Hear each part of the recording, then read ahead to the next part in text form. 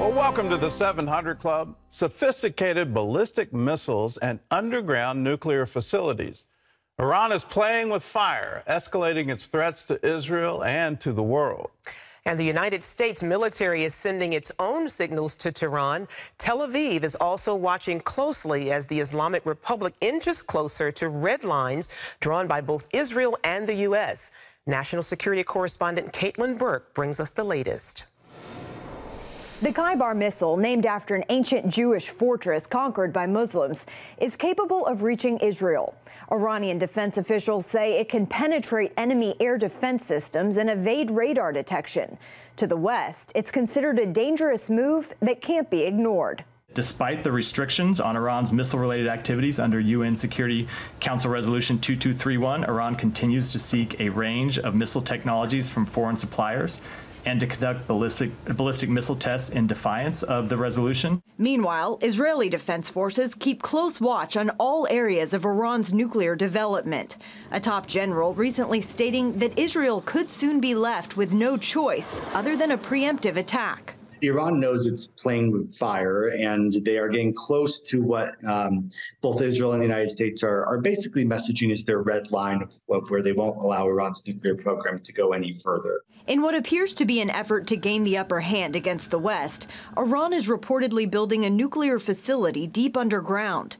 While it's unclear whether U.S. bombs could reach it, the Air Force recently posted a picture of this bomb designed for such a purpose, adding it's time to test its performance. Just how far each weapon goes and just how far into the mountain Iran is digging are going to be closely held secrets by both nations. They don't want to give the other country the upper hand and give them the ability to know whether their strike could work or not. Gabriel Nerona, former State Department special advisor for Iran, says although diplomacy is not completely off the table, at this point it doesn't seem to be headed anywhere.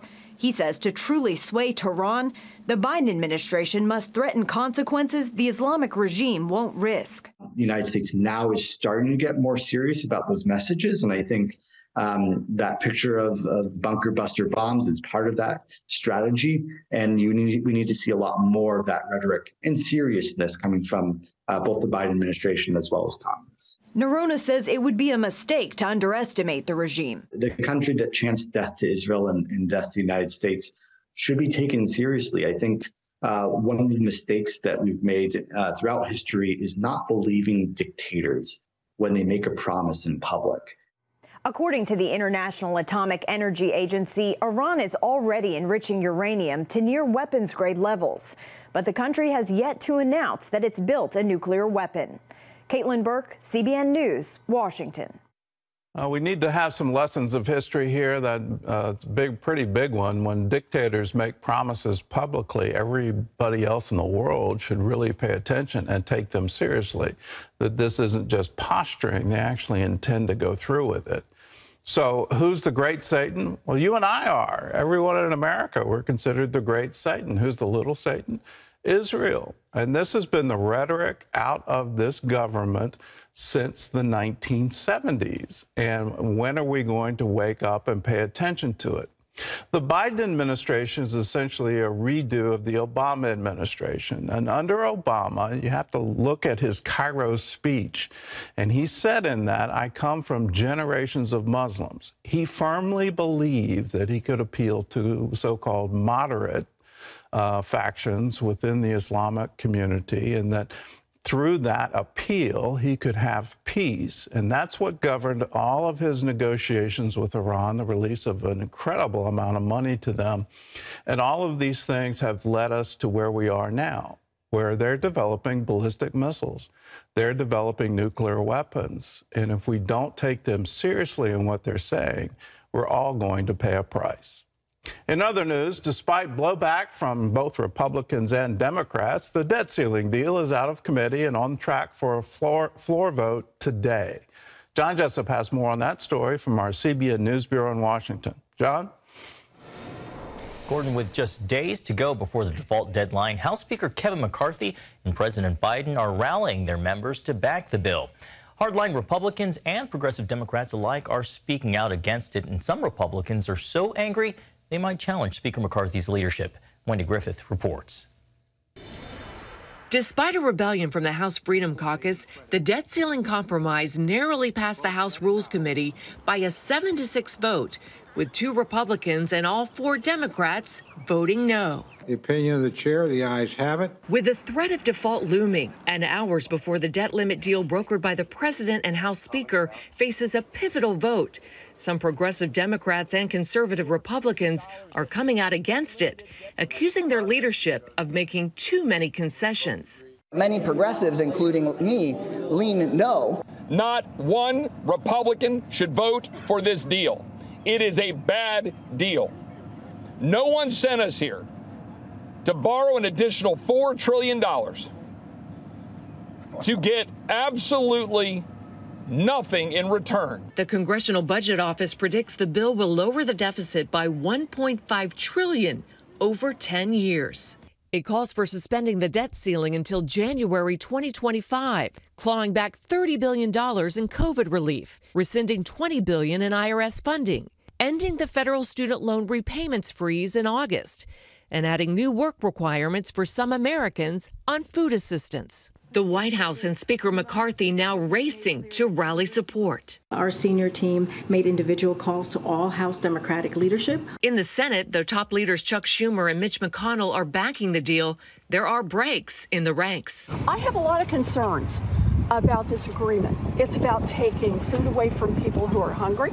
I think the Biden-McCarthy debt deal is a disaster for the country. Nathan Gonzalez of Inside Elections telling CBN's Faith Nation disagreement can be a good thing. Maybe it's a good compromise if you're hearing criticism from the right and from the left. However, the rift in the GOP could put Speaker McCarthy's leadership in jeopardy, as a new rule allows just one member to challenge him.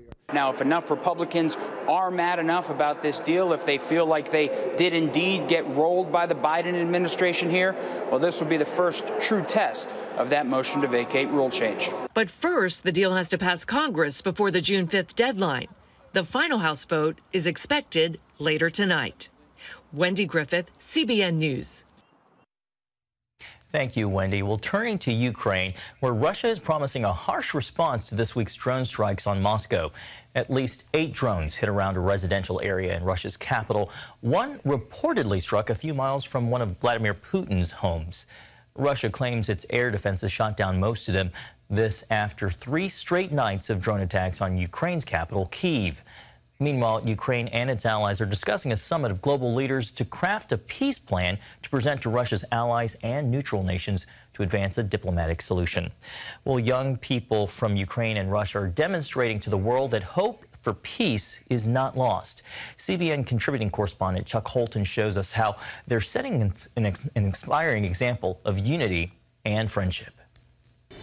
Millions of Ukrainian refugees have fled to Europe, with Russians seeking safety in former Soviet states like Georgia. In Armenia, however, refugees from both countries have found a safe haven.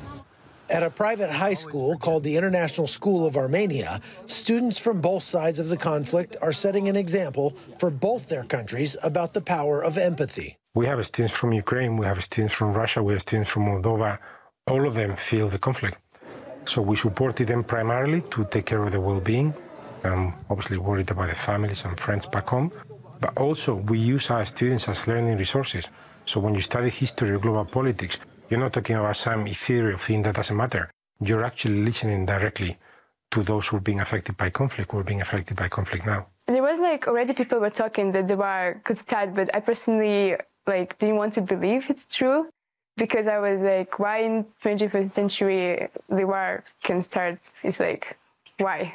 Why people would do that? And the next day I was saying that, the war, I heard the explosions and everything. When the war started, everyone was shocked. And our family, we immediately got together and we started discussing, what should we do? Should we leave now? Should we wait till the end of the school year? Right now, this campus hosts about 220 students from more than 80 different countries, and they're taking their exams right now, so I have to be quiet. But what they're telling me is that the best part of this experience is what happens outside the classroom. I'm so happy that here there are no people who support the genocide of my people. 18-year-old Anna worried she might be confronted by those who supported war against her country. Instead, she learned a bigger lesson. What Russians do exist in this world, especially in this school. There are a lot of them. And the school's leaders believe empathy is far more valuable than mere academics. So the why is because we believe that if we want the world to be peaceful and sustainable, we need to know and understand each other. Chuck Holton, CBN News, Dilijan, Armenia. Reminds me of the verse, a child shall lead them. So much to learn from this younger generation, Gordon. The mouth of babes. And it's wonderful to hear them talk and say, yes, there are good people. And whether they're good Russians or good Iranians or good North Koreans, there are good people in this world, and we need to encourage them. There are bad leaders in this world, and evil does exist. And these evil thoughts enter into the hearts of people, particularly in leadership, that somehow or other they can get ahead by waging war against their neighbor. No, that's not the way forward. Let's listen to the children, because we certainly need peace in our day.